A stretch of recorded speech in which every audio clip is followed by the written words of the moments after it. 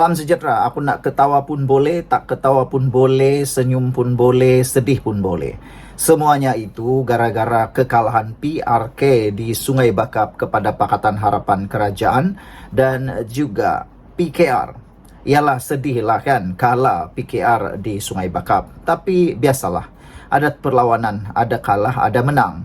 Namun memang diakui ada beberapa perkara yang malang dan tak boleh menangi di kawasan itu, terutamanya naratif berkait dengan isu semasa, termasuklah isu air, isu minyak diesel dan juga isu kos sara hidup. Itu semua termasuklah MAHB.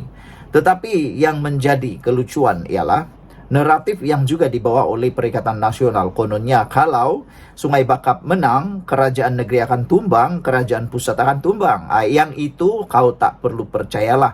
Yang itu adalah fitnah dan pembohongan tahap Dewa Gaban size XXXXL. Melampau punya pembohongan lah kan. Mana ada. Walaupun menang besar, macam mana pun mereka menang besar di Sungai Bakap, yang pastinya kerajaan negeri dan kerajaan pusat tak akan tumbang.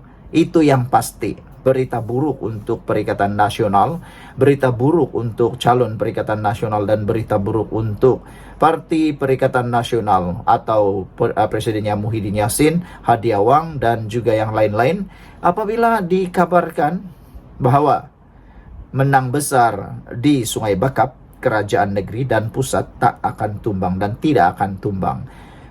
Malang sekali mereka jadi pembangkang.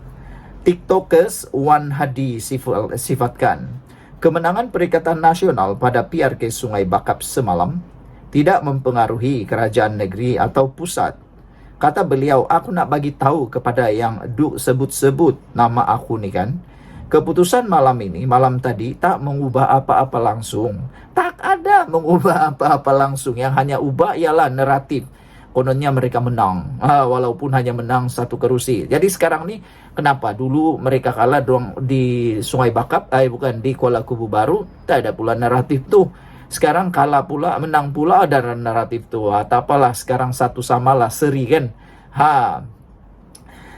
Aku nak bagi tahu kepada kamu semua yang kecam sini sana, termasuk akulah yang dikecam. Kata mereka macai PH dan macam-macam lah mereka sebut saya sebagai macai Pakatan Harapan lah, macai Anwar lah, macai itu, macai ini. Tak apalah, siapapun kamu gelar kami tetap menyokong kerajaan. Yang pastinya kerajaan pusat dan kerajaan negeri Pulau Pinang tidak berubah seinci pun. Oke, yang itu lucu. Yang kalah tuh memang sedih lah, tak apalah kan. Malah katanya lagi, rakyat Sungai Bakap yang rugi sebab mereka ada peluang untuk jadi kerajaan, tapi mereka memilih untuk jadi pembangkang. Itu yang ruginya kan. Ada peluang untuk jadi kerajaan, ada peluang untuk dapat menimba sebanyak mungkin pembangunan, sebanyak mungkin kemakmuran daripada kesempatan yang ada daripada kerajaan, tapi memilih untuk menjadi pembangkang. Tak apalah, dah menjadi pilihan, apa nak kata. Mereka tuh sebenarnya ada peluang untuk pilih wakil rakyat, yang wakil rakyat kepada kerajaan, wakil rakyat yang bijaksana, pandai melaksanakan tugas, banyak kebolehan. Ada jambatan terus menghubungkan antara negeri dan kerajaan pusat, tapi mereka gagal menerjemahkan itu dalam pemikiran waras mereka. Banyak yang mengundi ikut emosi. Paling senang cakap macam ni lah. Kalau anda perlu pergi ke sebuah tempat tu, ada jambatan yang boleh shortcut antara kerajaan negeri dan kerajaan pusat, kenapa anda memilih nak pergi pula melencong ke tempat yang jauh, yang tak mungkin silap sikit tak sampai ke tujuannya? Kerajaan negeri Pulau Pinang sekarang ini ialah kerajaan negeri yang berhubung terus dengan kerajaan pusat kerana dalam kalangan Pakatan Harapan. Bukankah itu satu keuntungan kepada Sungai Bakap kalau mereka menentukan calon kerajaan menang di sana? Tapi tak apalah, mereka dah pilih. Itu pilihan mereka, pilihan nak menjadi pembangkang. Itulah pilihan dan peluang yang dipersia-siakan. Tapi mereka pilih untuk jadi pembangkang. Tapi tak ada masalah lah. Kita tak menghina keputusan itu, kita hormat keputusan mereka. Saya juga menghormati keputusan itu. Itu sebabnya sepanjang hari ini saya paparkan kepada Anda sebab-sebab mengapa kerajaan atau mengapa Pakatan Harapan calon Perikatan Nasional menang.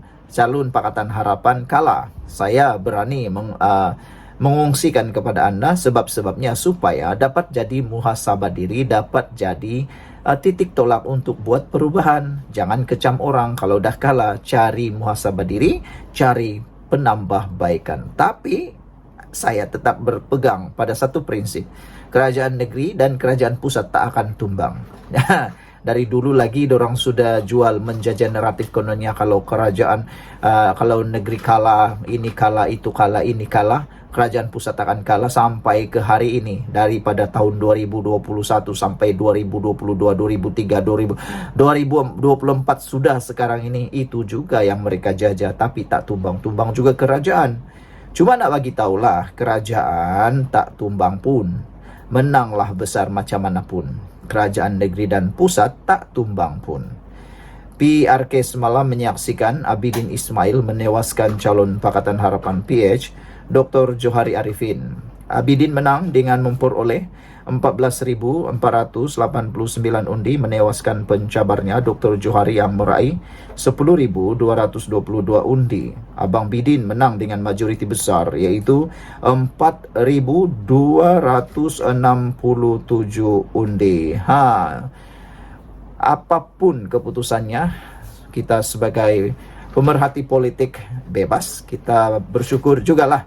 Saya secara pribadi saya bersyukur jugalah PRK itu dimenangi oleh Perikatan Nasional supaya semak imbangnya lebih kuat, semak imbangnya lebih bagus, dan kerajaan ada ruang untuk menambah baik lagi jentera, kempen mereka jentera kerajaan dan dasar-dasar kerajaan. Kalau semua jadi kerajaan, siapa lagi pembangkang kan?